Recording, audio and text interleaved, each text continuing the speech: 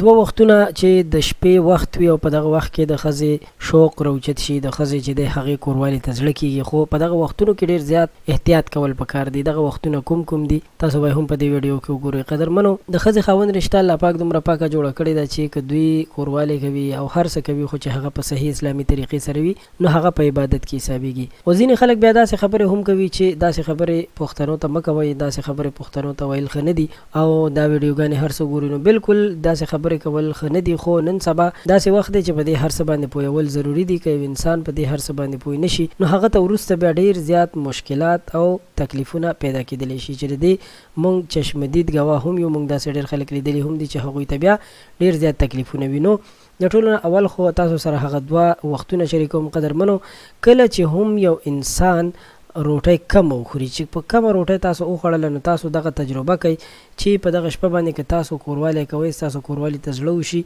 نو تاسو به ټایمینګ هم پوره وي، ستاسو به په مینه محبت سره او تاسو به په یو مکمل توجه سره خپل دغه حاجت چې دی سرته ورسوئ او ستاسو مېرمن به هم ستاسو نه خوشحاله وي. خو چې کله تاسو په مړه خېټه باندې کوروالی کوئ نو هغه نقصان هم ورکوي او نقصان سره سره ستاسو خېټه، ستاسو د وجود نورې حصې هم غټېدلی شي او د هغې نه علاوه ستاسو دغه دورانیه به هم کمه وي. نو لومړی خو دا خبره شوه.